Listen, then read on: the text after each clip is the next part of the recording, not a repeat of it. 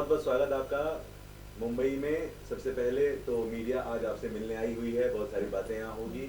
मुंबई में आप आए हैं, क्या खास वजह रही है, क्या कुछ आपके प्रोजेक्ट्स हैं जिस पर काम करना है? सबसे पहले तो मुंबई में आने के बाद सर्वप्रथम जितने भी हमारे मीडिया सहकर्मी के सभी दोस्त हैं, और मुझे लगता है कि इन सभी के आशीर्वाद से ही मुंबई में पिछला 2013 में मैं पहली बार आया था, उसके बाद 2022 चल रहा था। इतने दिनों के सफ़र में हमेशा मीडिया का बहुत सपोर्ट मिला, खास करके हमारे इंडस्ट्री में, जिस इंडस्ट्री में हम वर्क करते हैं।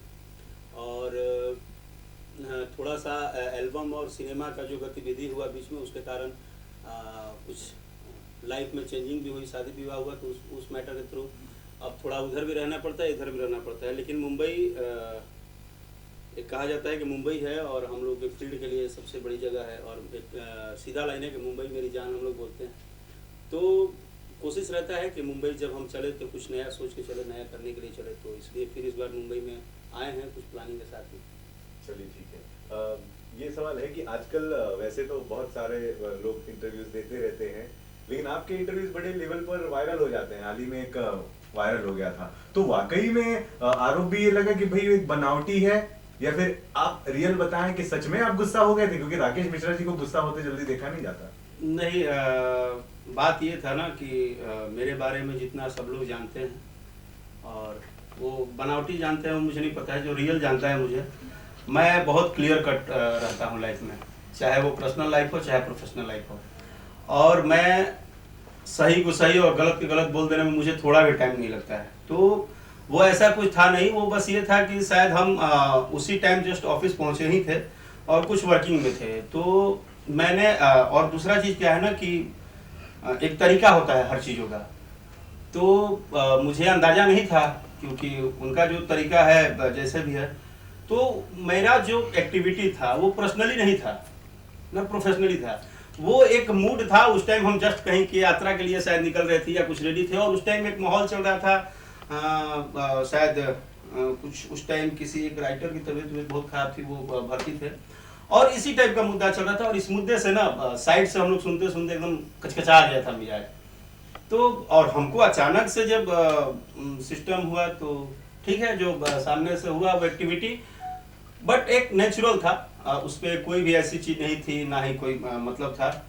और बाद में भी उनसे मैंने मिला, तो मेरा यही था कि कोई किसी भी चीज़ को कहने और सुनने का एक तरीका होता है, और उसको शायद रखना चाहिए, बस इतना ही बात था, और कुछ था नहीं। बट ठीक है, जो जैसे हुआ। क्या वजह है, क्या फिल्मों से दूर हैं? फिल्मों से वजह का जो वजह है दूरी का, वो मेरा पर्सनल है।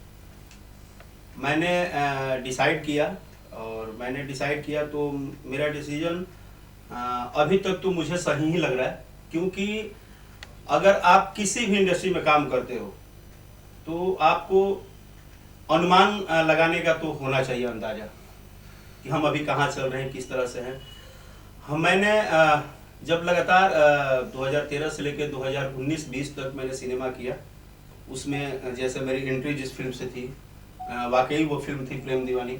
उसके बाद लैला शैला भी मुझे अच्छा लगा, प्यार किया तो डरना क्या, समथिंग, जो भी मैंने फिल्में की। बाद में करते करते जब कोविड के टाइम में मेरा एक गाना बहुत बड़ा हिट हुआ, ए राजा तनी जाई ना बहरिया। तो मैं जब आकलन किया उस गाने के हिट होने के बाद, तो मैंने सोचा कि मैं क्या कर रहा हूँ।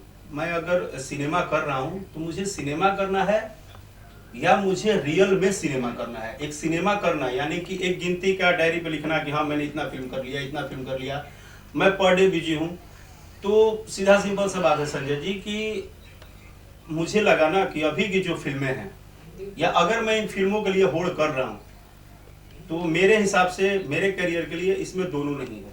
सीधा सिंपल सा बात बोल रहा हूँ, क्योंकि आपके करियर में या तो आपको करियर बनाना है या तो पैसा कमाना है, दो ही चीज़ों की एक्टिव होती है किसी को भी अपना वर्किंग करना है तो।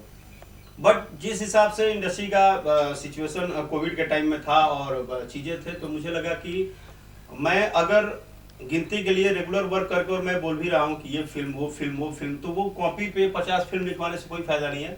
अगर राकेश मिश्रा करना ही है तो थोड़ा अपने आप को रेस्ट दीजिए और एक तैयारी कीजिए और इंतजार कीजिए उस प्रोजेक्ट का जिसको लाने के बाद आपको लोग बोले कि हाँ भाई प्रोजेक्ट किया है, बंदा बंदा फिल्म किया है, वो जितना आप इधर वर्किंग कर रहे हैं, क्योंकि ये तो हमारा जिंदगी है, सांस है, सिनेमा हम कभी छोड़ नहीं सकते हैं, लेकिन सिनेमा का मतलब है कि सिनेमा होना चाहिए।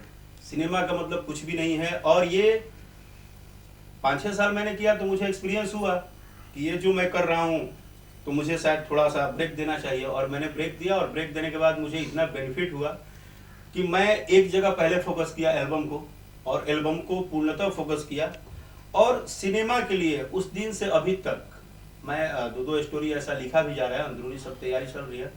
तो मैंने यही डिसाइड किया कि अब वो नहीं करना है कि रेगुलर, क्या तो हम रेगुलर शूटिंग ही कर रहे हैं, सिनेमा ही कर रहे हैं, बट पता ही नहीं चल रहा है वो कब आके कब चले गए, क्या हुआ उससे। मतलब सीधा सिंपल सा बात, मतलब अच्छे अगर स्क्रिप्ट मिलेगी तो राकेश मिश्रा फिल्म में करेंगे? हाँ करेंगे। मतलब कैरियर, या तो कैरियर, और सबसे पहले इंपॉर्टेंट है कैरियर ही, कि हम जिस चीज को करते हैं। ऐसा तो नहीं है कि राकेश मिश्रा किसी से भोजपुरी इंडस्ट्री में डरते हैं कि फिल्म नहीं कर रहे हैं?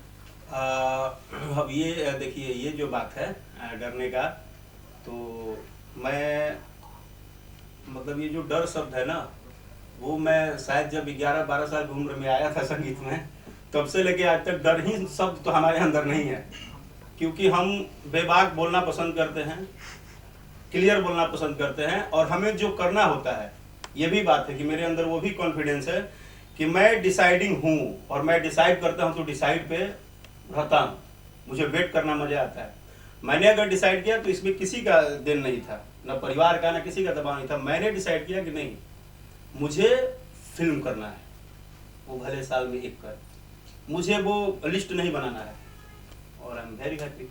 लेकिन ये जो आप लिस्ट बनाने की बातें कर रहे हैं, ये क्या हम ये समझे कि आप किसी दूसरी तरफ इशारा कर रहे हैं? नहीं, दूसरे एक्टर को इशारा कर रहे हैं? मैं देखिए, या आपको लगता है कि जो फिल्में बन रही हैं वो वाकई में देखने लायक नहीं? नहीं, मेरा कहने का मतलब ये था कि हर आदमी का अपना डिसाइड करना अपनी लाइफ है। इसका मतलब मेरे बात को अगर आप मीडिया के थ्रू लाएंगे और आप बोलेंगे कि हम किसी पे टारगेट करने वाले पहले तो कोई होते ही नहीं है, क्योंकि हर व्यक्ति को भगवान ने गुण दिया है उसके अंदर। अगर वो अपने हिसाब से काम करता है तो हर व्यक्ति को जो अच्छा लगता है वो करता है, उसके डिसाइड करने वाले हम नहीं हैं, बट हम अपने डिसाइड करने वाले हैं। अगर क्या किसी हिंदी सिनेमा में कोई एक्टर रेस्ट ले लिया 2 साल, तो क्या इसका मतलब है कि वो दूसरे पे क्रिटिसाइज करेगा? नहीं। और ये हमारी तैयारी है। हो सकता है कि आपको नहीं पता है, हम कुछ अपना तैयारी कर रहे हैं, हमारा कुछ प्लान है, विजन है आगे के फ्यूचर। सर मैं ये जानना चाहता हूँ, आप कर रहे हैं, आप डिसाइड करते हैं, डिसाइड और डायरेक्टर और प्रोड्यूसर करते हैं कि किस हीरो को लेना है। और जहां तक मैं समझ रहा हूँ काफी डायरेक्टर प्रोड्यूसर ये बोल रहे हैं कि आप सिंगिंग के लिए बने, फिल्म के लिए नहीं बने। आपकी क्या प्रतिक्रिया? डिसाइड का मतलब ये था कि हम अभी ये डिसाइड नहीं कर रहे हैं कि हम सिनेमा किसके साथ करेंगे, किसके साथ नहीं। सिनेमा हमको करना है कि नहीं करना है, ये हम डिसाइड कर रहे हैं, और हमको कब करना है। लेकिन डायरेक्टर प्रोड्यूसर ये बोल रहे हैं कि आप सिंगिंग के लिए बने हैं। वही तो हम भी आपको बता रहे हैं, हम किस चीज के लिए बने हैं वो आगे की फ्यूचर बताएगी। हमको क्या करना है जब हम करने आएंगे तो आपको खुद ही पता चल जाएगा। क्यों हम प्रेम दीवानी किए थे तो तब तो हम सिंगर के लिए ही बने हुए थे, फिर भी वो क्यों 14 वीक और 15 वीक चल गई? वो टाइमिंग था। मैंने आपको क्या बोला, अभी का जो टाइम था कोविड से, जो कोविड से हिला हुआ था सारी चीजें, उसमें मैंने जो मुझे अच्छा लगा वो मैंने किया, और मैंने एकदम एंजॉय के साथ कर रहा हूँ। नहीं, लेकिन काफी मित्र और इंडस्ट्रीज के जितने भी डायरेक्टर प्रोड्यूसर हैं, एक बात जान लीजिए, वो सभी हम लोगों के गार्जियन हैं, एक पेरेंट्स हैं। हमेशा उनके साथ काम करिए या मत करिए, लेकिन उनका सुनना, उनके साथ बैठना उठना, उनके साथ सीखना, ये आपके लिए हमेशा फायदेमंद होता है। और मुझे भी ऐसा होता है कि मैं सिनेमा के ऊपर वर्किंग करूँ या चर्चाएं करूँ, बट मैं सबके साथ टच में रहता हूँ, सबसे बातचीत करता हूँ, सबसे कुछ ना कुछ जानता हूँ, समझता हूँ कि हाँ अभी क्या किया जाए, कैसे प्लान किया जाए। तो ये जो चीज़ें हैं ये आपको पर्सनली अपना करना पड़ता है। लेकिन जो खबर हमारे पास है उसके हिसाब से आप लंदन जा रहे हैं यशी फिल्म्स के थ्रू? हाँ, लंदन जाने की प्लानिंग है, और सारी चीज़ें लगभग डन है। तो जब प्रोसेस फाइनल हो जाएगा तो देखते हैं फिर तो चलेंगे। यहाँ यशी फिल्म 13 पिक्चरें बना रही है और कम से कम 40 गाने बन रहे हैं, तो आपको गाने के लिए ले जाया जा रहा है या फिल्म के लिए? देखिए एक चीज़ है, मैंने आपको बोला ना कि ये जो इंडस्ट्री है, इस इंडस्ट्री में मैं पर्सनली जितने भी लोग हैं, वो जितने भी हमारे गार्जियन हैं, बड़े हैं, मेरा आज तक एक आदत रहा, मैं कभी किसी से सवाल नहीं किया, ना ही कुछ बोलता हूँ। और खास करके अभय भैया जो हैं वो हमारी पूरी भोजपुरी भाषा के लिए, भोजपुरी इंडस्ट्री के लिए एक स्तंभ कहे जाते हैं। और वो एक ऐसे गार्जियन हैं कि वो बस उनका आदेश आ जाए, वो इतना भी उनसे नहीं बात होता है कि हाँ भैया क्या क्यों कैसे, उनका आदेश आ जाए, ये यासी फिल्म के ऑफिस से ये फोन आ जाए कि हाँ बाबू ये काम है, हाँ ठीक है भैया हो जाएगा। उन्होंने बहुत अच्छा सवाल किया। तो अब क्या है कि उन्हीं का जवाब अभी दे रहा हूँ कि वो वहां पहुंचने के बाद यासी फिल्म्स खुद ही डिसाइड करेंगे कि क्या करना है राकेश मिश्रा को।